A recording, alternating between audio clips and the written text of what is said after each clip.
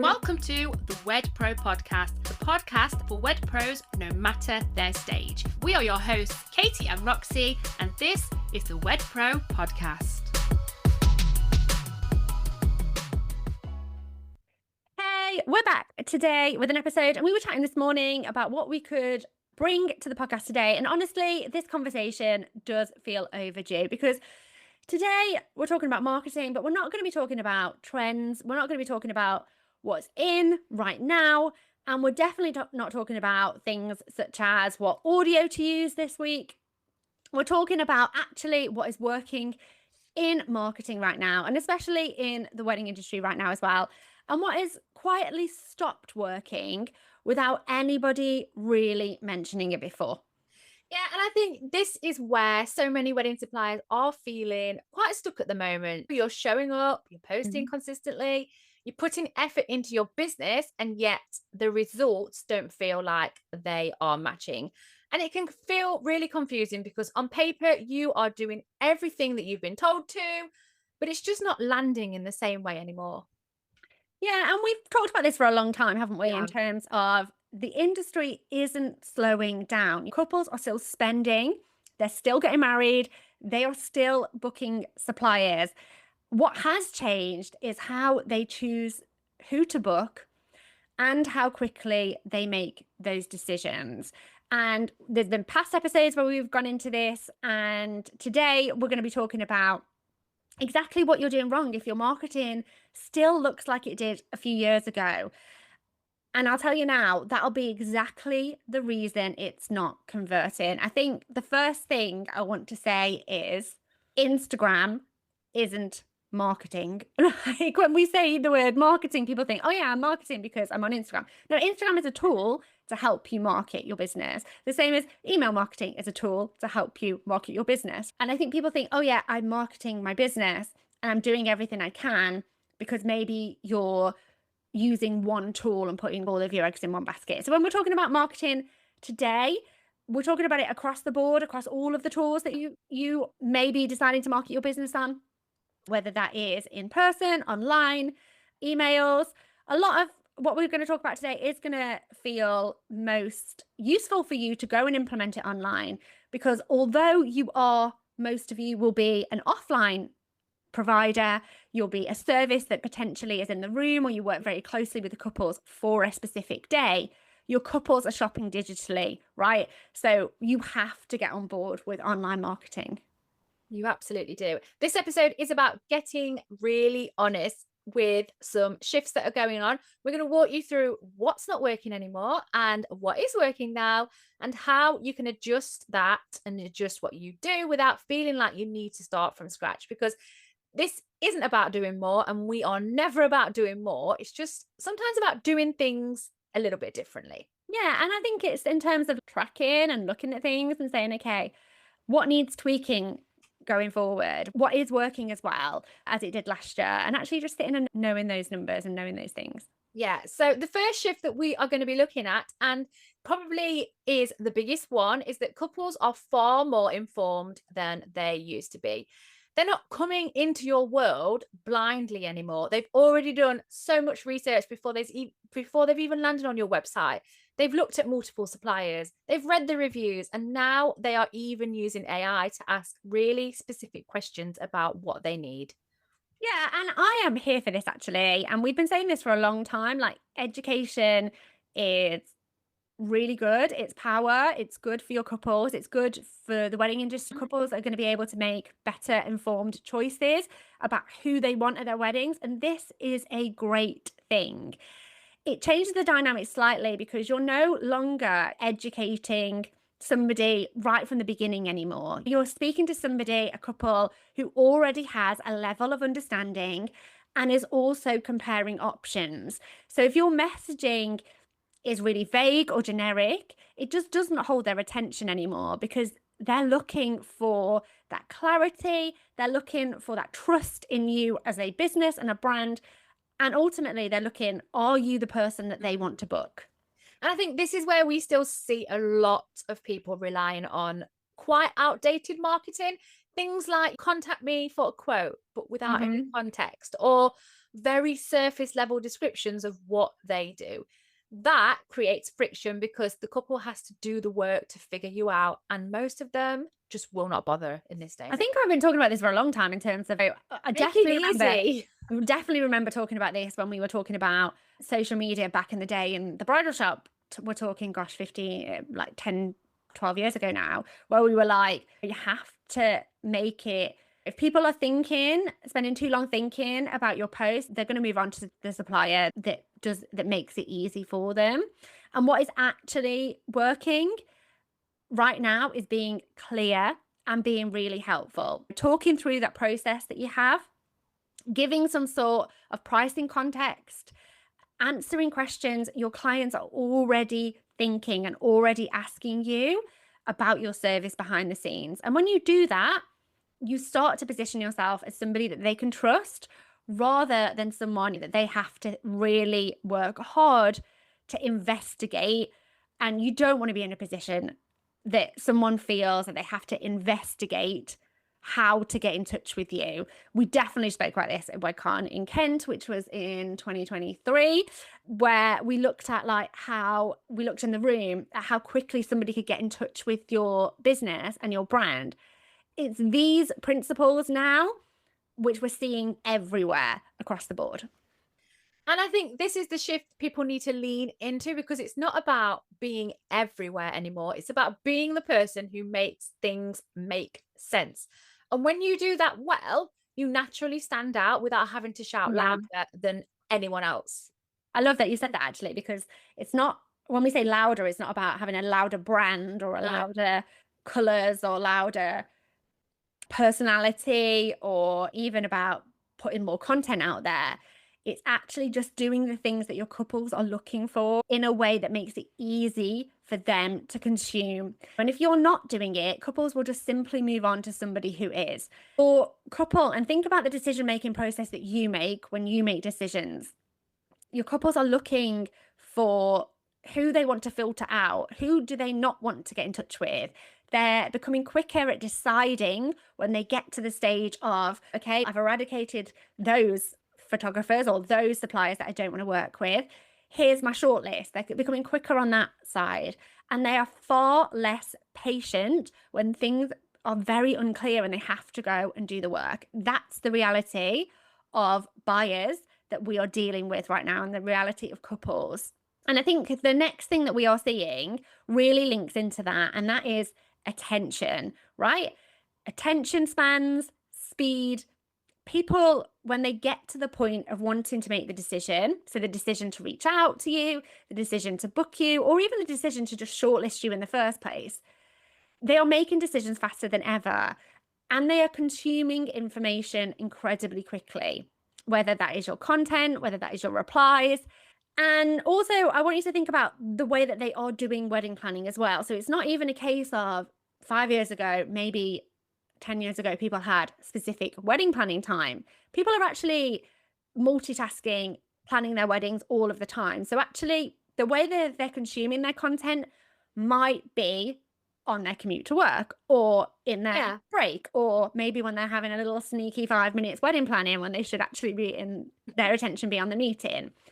What that tells you is that your content needs to be very self-explanatory, because there are lots of stimulus going on around them. You don't want to make it overwhelming for them to make the decisions, whether it's to shortlist you, whether it's to save a post for later on, whether it is that they come to your website and they screenshot it and send it to their partner.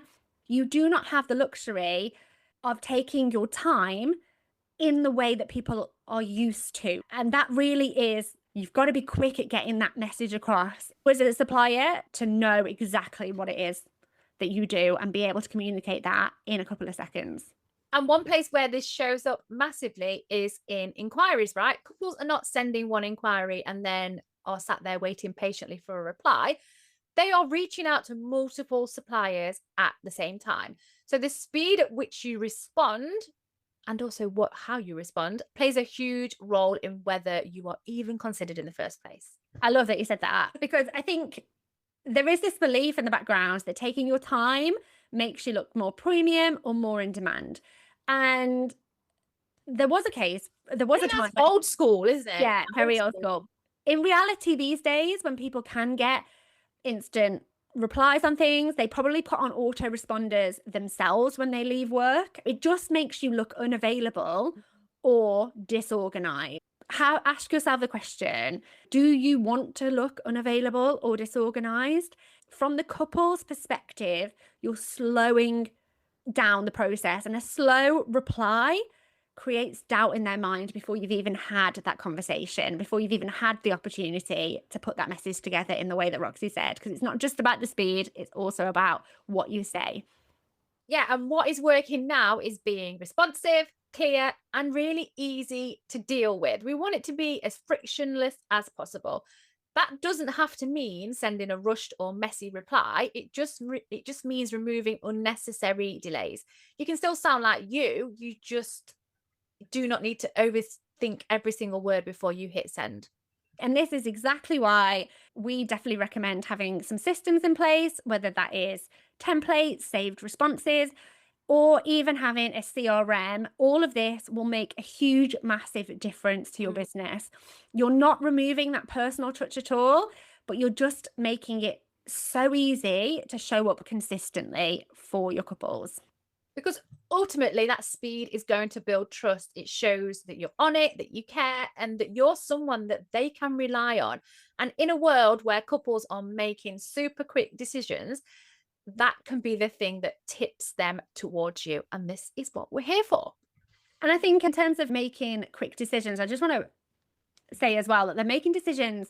Quite often people think we're just talking about who they want to work with, but actually they're making decisions about who they don't want to work with just as quickly. So when we talk about making a decision, it's not necessarily just about getting them to reply. You want them to make that decision that you are worth them.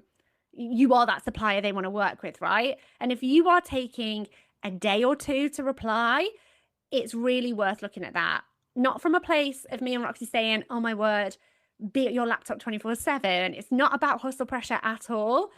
But I want you to just look at it from a place of understanding how much that might actually be impacting your bookings on the other side. And small changes here. And look, these changes don't have to cost you a lot of time or a lot of money once they're set up.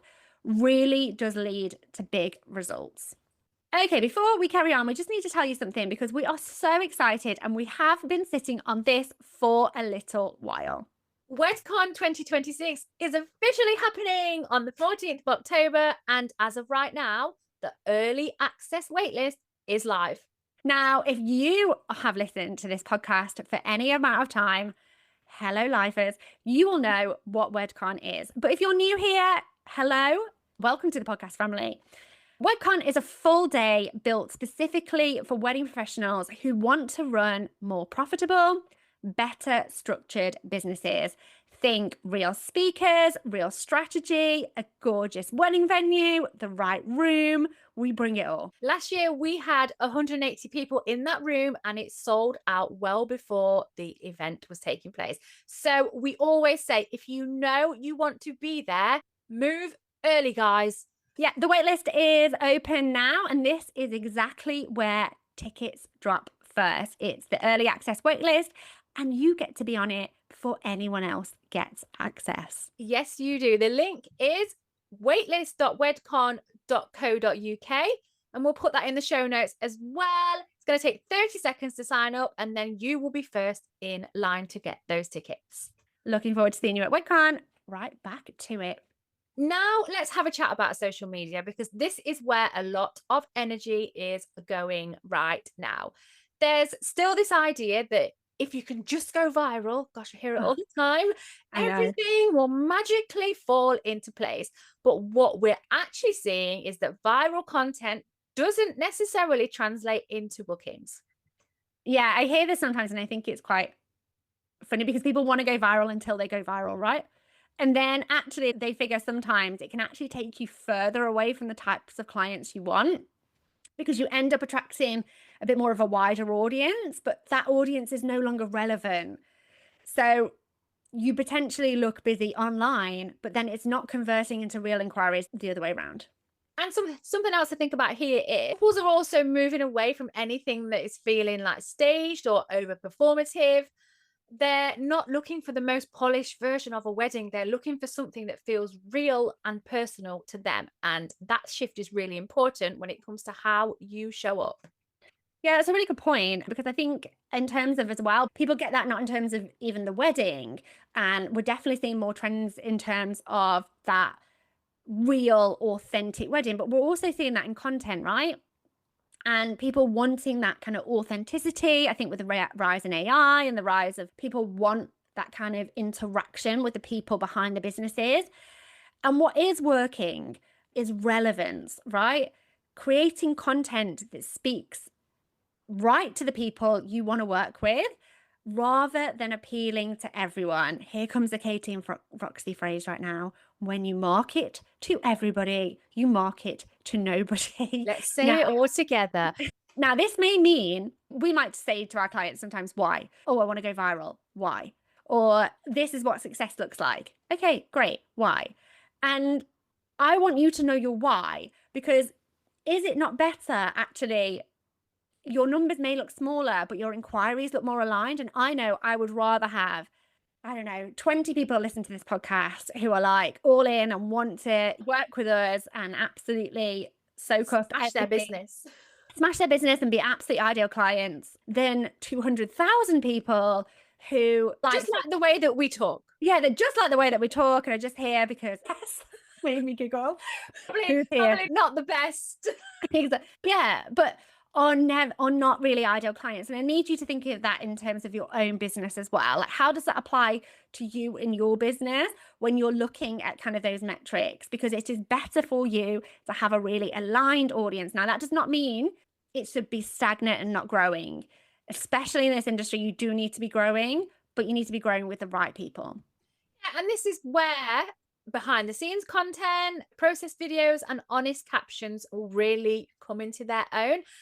And I don't know about anyone else, but does that not feel like better, easier than coming up with and having this pressure? I've got to be viral. I've got to be right. Yeah, and also like templates, things being perfect. Yeah, we're not here for it. Those kinds of bits of content behind the scenes, those process videos and those honest captions, it gives people a better understanding of what you do and what it feels like to work with you. And that's far more valuable than that perfectly edited, curated highlight reel all day long. And I think in terms of like overthinking things like trend-based content, chasing views, trending audios, it's just worth addressing why are you looking at that type of stuff. Now, this is not to say that trends are bad, because they definitely have their place, but they should not be the foundation of your marketing. Connection, understanding your branding, making sure that you understand who your client is and your couple is, all of those things will always outperform visibility on its own. If you're looking to go and jump on trends, you need to really, like we said, why? Ask yourself why on this one as well. And when you do focus on the right people rather than more of the people, everything will start to feel more aligned for you. Your content will feel easier to create and your inquiries will feel a lot more relevant. And that's the shift you want to aim for. I'm laughing at this because we've had new members on our team, haven't we? And we've been looking at brand and communicating the brand all the way down. And actually, this is perfect because we found this quite difficult to get into an SOP, haven't we? In terms of this is our brand, but feel free to if you're doing this or this, and we're talking also about have a bit of but it's just working out what parts are important, I think. Yeah, and letting people have a little bit of free reign in our team. So people who are making graphics for things, and we're like, honestly, like if it speaks to this person, and as long as you're not putting bright neon flashing purple, which is great if that's your brand, but it isn't our brand. Lovely. But that isn't our brand. Then have some free reign and have some free scope. And if you want to come to us with an idea, we're not going to shut it down. But you do need to tell us why you and that you're getting a really good insight into how we work here. It's so funny though, because when I've chatted to some web pros last week, it's like they're telling me they're doing this, they want to do that. And I said exactly the same thing. I was like, okay, that's great, but why? What is the why behind that? It's so important. Okay, the next one is something we talk about a lot, but it carries even more weight now. We touched on it a minute ago. As AI is becoming more present in everyday life, but it is also becoming really present in the wedding planning process and how couples are planning their wedding, the human side of your business, the you in your business, becomes more and more valuable because people are looking for connections, not just information, because it's going to be so easy to get information. One of the ways that you can stand out is you. Oh my gosh, was our first episode called You Are Your Brand of the Wed Pro podcast? Something along those lines. It was. First episode was like me and Roxy, and then the second episode, way back in 2019, oh my word, was such future trend people, was You Are Your Brand. But this is what we're saying. Foundations of marketing don't go anywhere, right? They don't, do they? They actually don't. They might like a strategy, marketing principles. Maybe things come in, maybe there's a new platform. Gosh, Reels weren't a thing back in 2019. I remember them coming in about 2020, back end of kind of 2020 into 2021. We were just starting to look at whether we were going to incorporate them. And some people were like, I'm not touching those. TikTok definitely wasn't a thing then. So the nuances might change, but the principles stay the same. You are your brand. And if you want to go and listen to that episode, I'm sure there's loads of good stuff that was in that one way back in 2019. It'll be episode 1 after episode 1 of the Wed Pro podcast. Please ignore any of the kind of, I would like to think our production has got better. Oh my, I might go and watch that back and then do like a reactions video to listening. Yeah, that'll be your behind the scenes. But like you say, people are looking for connection, aren't they? And that's where personality really matters. And I'd like to think we like to get our personality across, but couples want to know who they are working with, how you communicate, and whether they feel comfortable with you. It's not just about what you do, it's about how you make them feel. Yeah, and sometimes we see people hold back because they want to look professional. They keep things quite neutral, quite safe, and quite brand led. But that can create distance rather than trust. And I just want to be really super clear on this one, because there'll be points in your business that you can get so far without needing kind of expert eyes on. I've had a few people come recently and come through the program and are like, oh, I'm incorporating my personality and I really like this and this, and that's why I'm introducing it into my business, and I am my brand, and this is the kind of thing that I love to do. That's amazing. And I really encourage you, like, brand Roxy and brand Katie, there are things about us that are different and we'll bring our own kind of nuances and things in terms of our personality and things that we like and don't like, and content that I'll create and content that Roxy will create will have those kinds of nuances in them of things that we like personally. Not everything belongs in your business. Not everything belongs to share. And the filter for that is really to look at it through your ideal client lens and to sit and think about, okay, does this fit the brand? So although Katie and Roxy have got lots of different nuances, there's a lot of stuff that we might not share because it doesn't fit our brand and it doesn't fit our ideal client. And I think a couple of times I've just seen people put things and have come and said, oh, I've done this because, and they've got it spot on, as in, I am my brand and I want to show how I'm different and I want to show how I'm human. It's the bridge. We've got to connect that with your client. And quite often people struggle with those two parts. So if you are struggling and you want to come and work with us, we'd absolutely love to pick that apart with you. You can fill in a quick form to book a call with us, and we'll pop the link inside of the show notes. But it isn't just about sharing what makes you different. It's sharing what makes you different in a way that your ideal clients can really understand. The biggest example we see of this is that about page being wrong 90% of the time. Your about page isn't about you, and it's really confusing because it's called an about page. But your couples don't care about some of It's not about you, it's still about them. It's still about them. And you know, we often see people, like we said, being quite safe on some of these things. And we see people fit into two kind of camps. The people who are safe and literally then I can differentiate between nobody and then you don't get the booking, or the people that kind of know that they should be doing it but aren't quite doing it in the way that their ideal client can understand. Either of those scenarios, me and Roxy can come in and sprinkle our wedding business hub amazingness all over, and we can show you in terms of what we're doing. Roxy's laughing her head off at me here. But it really is about people showing up as their authentic self and their real self, aren't they, Roxy? Yeah, that's it. Letting them hear your voice, letting them understand your approach, and let them get a sense of what it would be like to work with you. Now, like Katie said, that doesn't mean oversharing. There are certain things that might not be Yeah, enough and for also the client. you might like love, I don't know. I love a Katie example. I'm waiting for this. Come I on. don't, I'm just thinking in my head. You might be an absolute crufts fanatic, right? And you might be like, oh my word, I love dog dancing, I love dogs, I love crufts, I love all of that stuff. Roxy's just, yes, here's the example, right? It is. Does that fit your brand? It's just one example.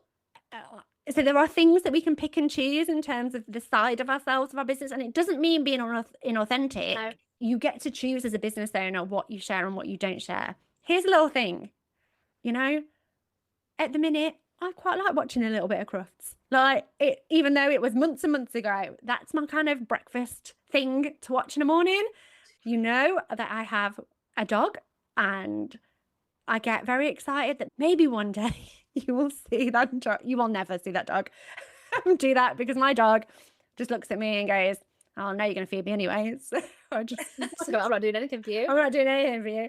But yeah, do I need to put Is Katie putting that on our main feed? No.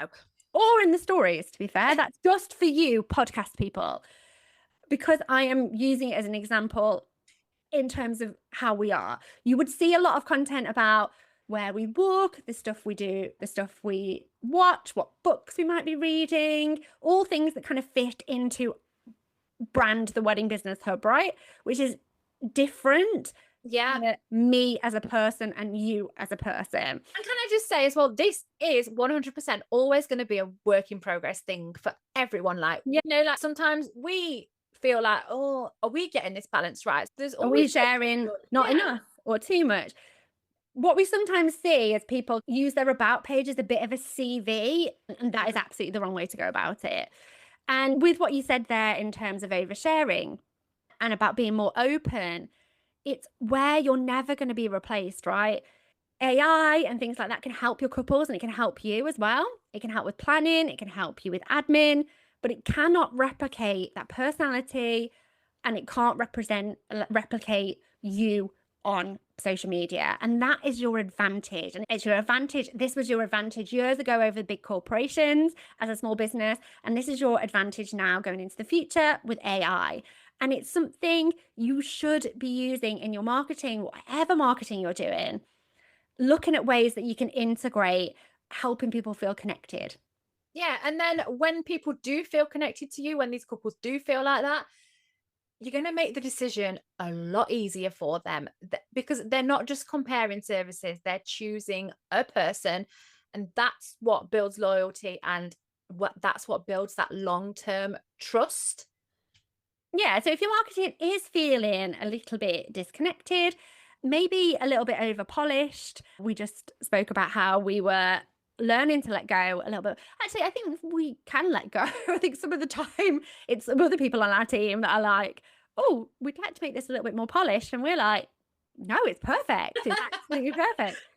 The dream bosses. Yeah, it might be worth softening things slightly. Let people see more of you, more of what makes the business go round, what makes you go round, because that is what is going to make all of the difference.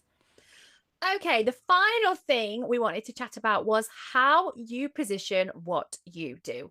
Weddings are becoming more immersive, more considered, and more focused on the overall experience. Couples are thinking beyond just those individual elements.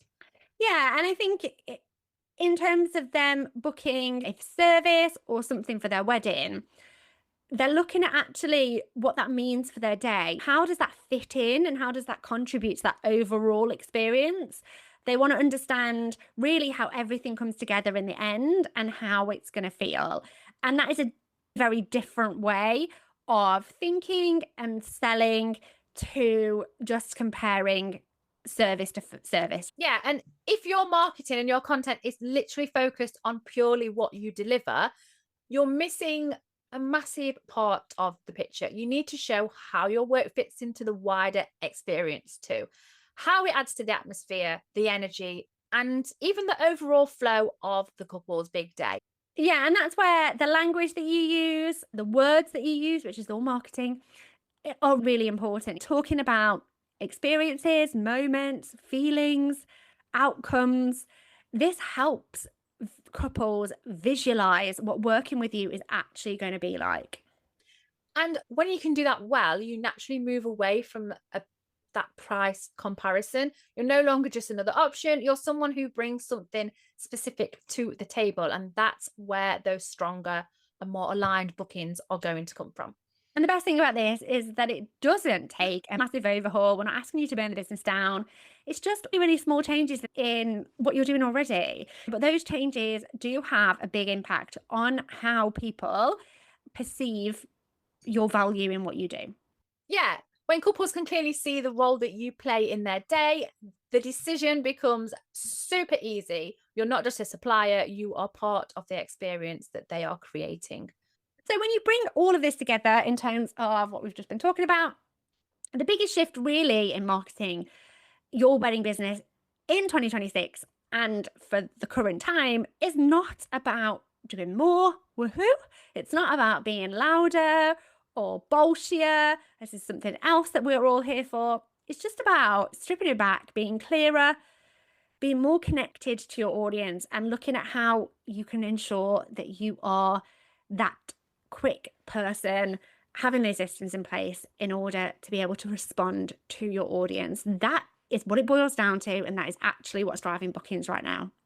And I think the key thing to remember is that your buyers have changed. They are more informed, Yeah. quicker to decide, and they're looking for something that feels right rather than just something that is going to look good. When you can understand that, your marketing can become much more effective. That's the bottom line. Yeah, and I think if things haven't been working the way you expect, this isn't just about, it's not about blaming yourself at all. It's about just recognizing that things shift and things change and adjusting your approach. And that's just being in business, guys.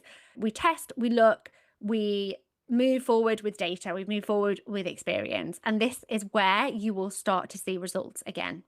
Yep, for sure. Take one or two things from this episode and actually implement them. Go and have a go at them. You don't need to change everything overnight, but these small little shifts in the right direction will make a big difference in your wedding business. And one last thing before you go, WordCon 2026 is on the 14th of October and the waitlist is now open. If you've been thinking about coming this year, this is the moment to get your name on that waitlist because tickets go live to our early access waitlist first, and the room only has a certain amount of spaces. WedCon fills up every single time. So head on over to weightloss.wedcon.co.uk. That link is in the show notes, and we will see you in October. Thank you for listening today, guys. We'll see you on the next one. Bye.